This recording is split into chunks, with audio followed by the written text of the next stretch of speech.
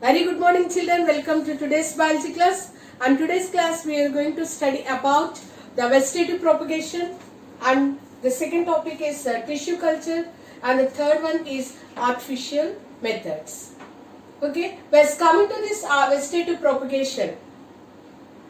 You already know that in plant the reproductive part is a flower, and that particular propagation we will call it as a sexual mode of reproduction. So other than the flower, that means the stem, root, leaf buds and root buds, nodes, and these all parts will call it as vegetative parts in a plant. Even these vegetative parts also capable to produce the new plants.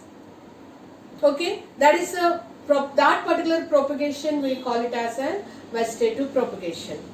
Okay, so vegetative propagation is carried by the two ways, and one is first we'll study about the natural way, and the second type we'll discuss about an artificial methods. Whereas coming to the natural methods examples, first one is an bryophyllum. If you observe this particular picture, the bryophyllum leaf has a notches, and these notches have the leaf buds, and these are also called as an epiphyllous buds. Let me repeat, the leaf has notches, and these notches even they have epiphyllous buds, and these buds are also called as leaf buds.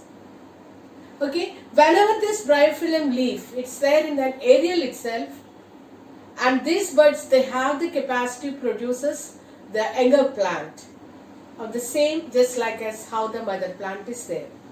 Okay, so here epiphyllous buds are acting like as the reproductive part in a vegetative propagation method.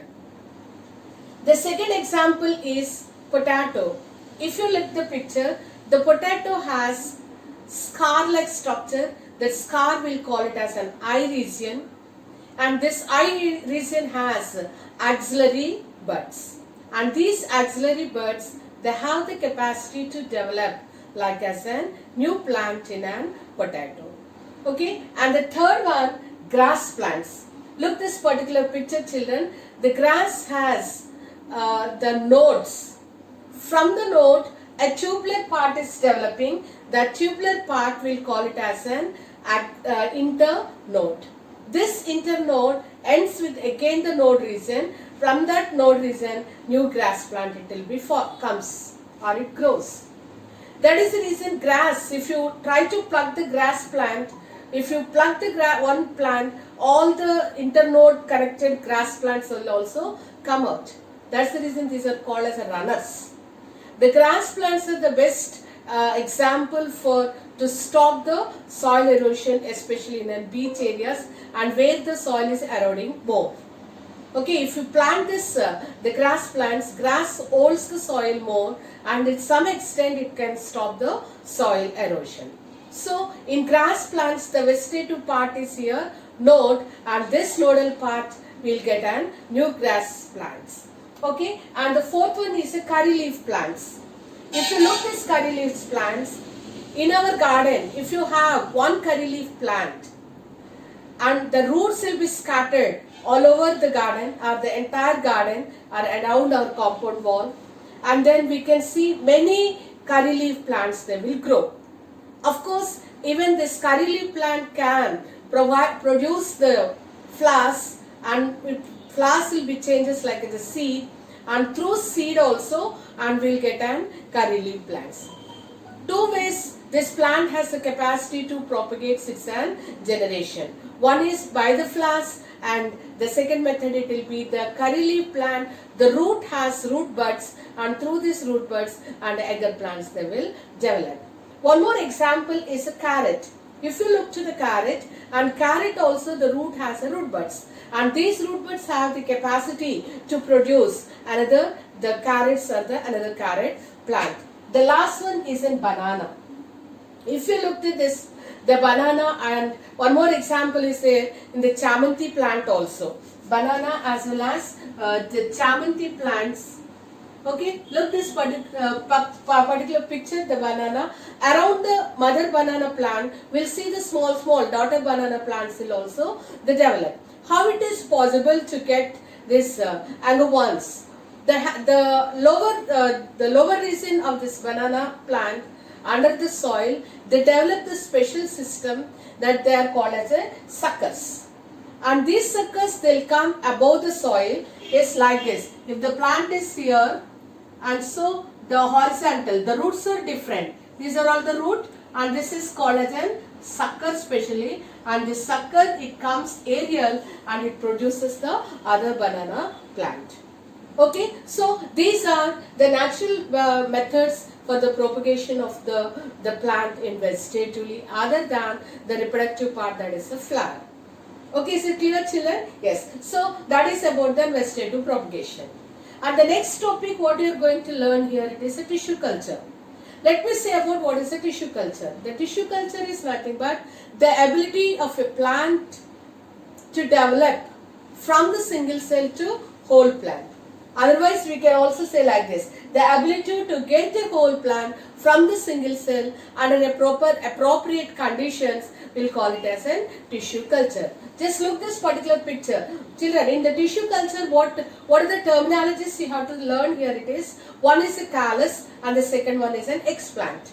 Okay, whereas coming to the explant explain that the plant from where we are taking the desired cell, that particular plant will call it as an explant. This desired cell, they place it in a petri dish, and they provide all the factors for this particular cell, and then cell produces the more cell. And whenever the more cells are developing, this is called as an unorganized mass of cells, we'll call it as an callus. So automatically what will happen? This callus, from the callus the tissues develop, from the tissues an organ it will be developed, that is called as an embryoids, and these embryoids, they grow like as the root and then shoot system, and within a short period we will get an entire plant. If you look that particular diagram, how this process is done, and we can observe that. Okay, yes. Who explained this the tissue culture? Means Sir H.G. Haberland. In your textbook, children, do you know in box it is given? In the box this information is given. Just go through that. Okay, Sir H.G. Haberland, in an year 1902, he discovered about the tissue culture technique. Okay, children, that is about an tissue culture. This is also comes under the artificial technique. Okay, and the second methods, an artificial methods, there are three methods are there. The first one is the cutting. Okay, and the second method is layering, and third method is grafting. Okay, yes. Let me explain about the cutting. What is the meaning of the cutting? It's a simple way to cut the plants. In simple way, we'll cut the plant and they plant it under the soil. If you observe this cutting process, and cutting process further divided into three. Okay, and that means the varieties of cutting plants. First one is a hardwood cutting, softwood cutting plants, and the third is a semi-hardwood cutting. Okay, whereas coming to the hardwood cut, mostly we'll do the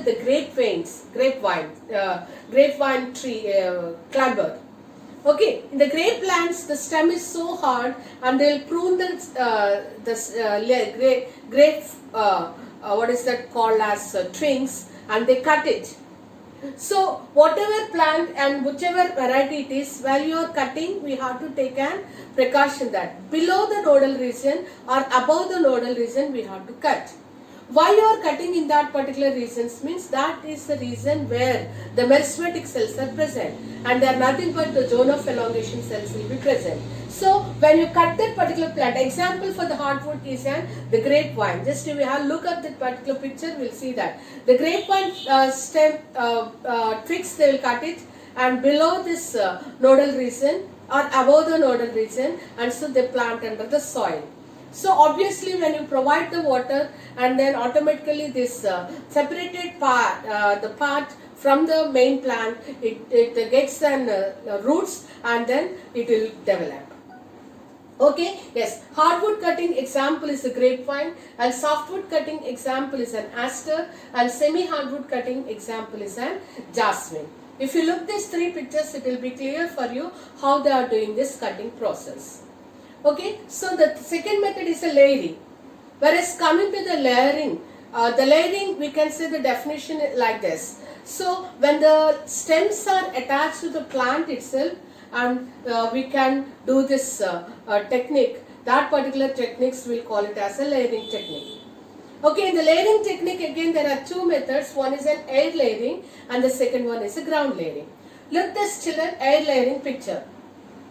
In air layering process, what they are doing here means they select the healthy stem. Okay, after selecting the healthy stem, what they are doing, just they select one particular portion and they'll peel out that particular region. That is nothing but we'll call it as a girdle. Girdle all the time it is a green in color. When you remove that green girdle, and we'll see this white girdle portion. Okay, they'll take a knife and they'll scratch it. If you scratch like that, what will happen? The vascular tissue region, it will be gets contact. Okay, yes. So that particular portion is covered with the soil. Either wet soil you can take, otherwise in water we can say that's a green algae or nothing but a moss plants. And then with the moss plants, if you take a soil and just keep that particular stem inside that soil and take a polythene cover, transparent cover, so that we can see when the roots come up. Okay, take a transparent cover and just cover it and tie it and leave it like that. So we are providing water and everything to the mother plant, and through the mother plant this the portion through this stem it reaches, and the portion where we separated, where we cut the region, that particular region, these all the particles will be accumulate, and with the help of this the nutritious the material, automatically that cut region bears the roots, and then they will cut from the mother plant and they will plant it. That is called as an air layering technique. Okay children? Yes. And the second technique is ground layering technique. Okay, in a ground layering technique, look at that picture. They'll select the stem which is close to the soil. We should not take this the stem which is above, very far from the soil. We cannot bend it into the ground region. Okay, first they select the stem which is close to the soil, and that particular region they'll dig the soil. Okay, the same procedure again. They'll select one particular region. They remove the green girdle and they'll get a white girdle, they'll scratch it, and that particular region they will pull it into the, or they'll keep it into the deep into the soil, and they'll cover it with the soil, and they will keep some weight. After few days, the stem which is coming above, it gets new leaves. Whenever it gets the new leaves, that is a sign for that, and that particular portion bear the roots. So automatically, immediately what they'll do is they separate that particular region from the parent plant and they plant under the soil. So that particular method is called as a ground layering technique. Is it clear children? Yes. And the third technique is called as a grafting. In grafting nowadays it is a novelty that from one particular plant and we can get many varieties of the plant. For example, take a mango plant. Mango tree you can take, and then it has a canopy type of the stems and the branches, and each branch, and we can cut and insert the different variety of other mango, same species only I have observed, different variety of the mango stem, and they will unite it, and they will they get within a single plant we may get more than 5 to 6 varieties of the plant. That is the novelty in grafting techniques. Okay, before going deep into the grafting techniques, we are going to learn about the two terms. One is the scion and the second one is the stalk. Actually, what is called the scion? The scion is, we can say like this. This is the scion children. So, this particular part we can call it as a scion. Scion is all the time, it is an upper part. It is an upper part and we don't find any root here. Okay, yes. Whereas coming to the stalk, this is this particular region, and we'll call it as a stalk region. Okay, yes. The stalk plant, and this is the rooted one. So we can say simply like this: the upper part which is unrooted is called as a scion. Different variety of the same species, and the lower region is called as a stalk, and which is having the rooted and with the different variety. So two varieties, obviously what will happen, all the otherwise one more point we can say that scion all the time it will be grow over the stalk. Only the stalk is rooted here, and scion there is no root. Okay, yes, obviously as these two different varieties they fuse each other and they form like as a produce the another variety which has maybe the round is the clear in round and more in pulp and more in the sweet. Okay, and these are the this is about what is the grafting explains. Whereas coming to the grafting also we are having 4 techniques. The first one is approach grafting. Children, look the picture for this approach grafting. How they are doing. In approach grafting, they will select the two pots, the two pot plant, pot A and pot B, and the same species with the different varieties, and they will just they will select. Okay, yes. When once they select like that. Pot A, they select one stem and diagonally downwards they will cut. Okay, and in part B, they select then part B plant, they selected another stem and diagonally upwards they cut. So this diagonally downward and an upward they will insert each other. They will insert each other in such a way just they will make a cut. Okay, when they cut like this, what will happen? Both the plants, the vascular tissues, they will get contact each other. Just they will make it, to make the firm, they take a wax coated tape here and they will tie it. When they'll tie and just they'll see that the conditions are undisturbed. Otherwise we can say that aseptic conditions they will follow without much more moist or the air, water or like that. They see that entire conditions are free from aseptic, in the sense free from the viral and then fungal. So when they provide like this, within a few days what will happen means, yeah, after inserting like that they have to do one thing. What is the other thing they will observe here means, the plant which is kept in the A pot, upper part they will trim out and the lower part they will trim out. Okay, upper and the lower regions they will trim out. So the entire base is there from the pot A.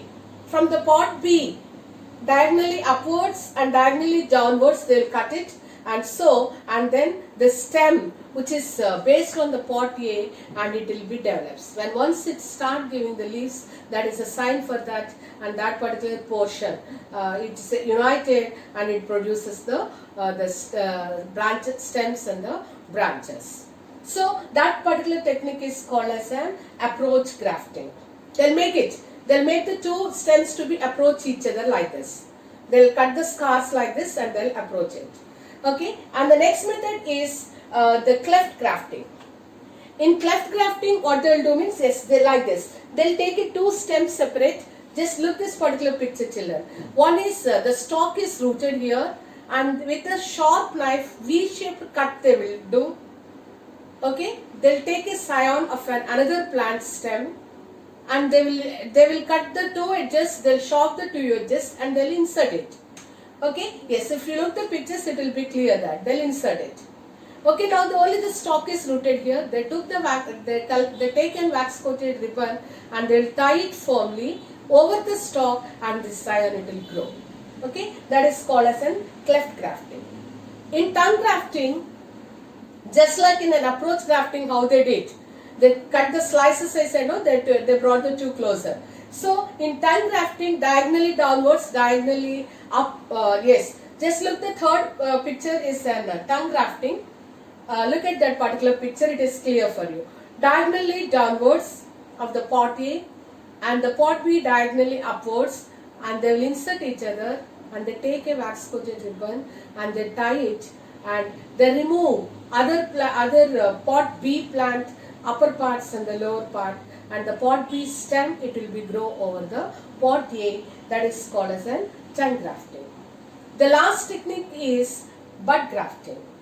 If you look the picture, in bud grafting what they will do means, they select one particular plant and they remove bud from that particular plant, and they'll keep a notch gap like this. When they keep the gap like this, they select the same variety of the plant, same species of the plant, and the different variety.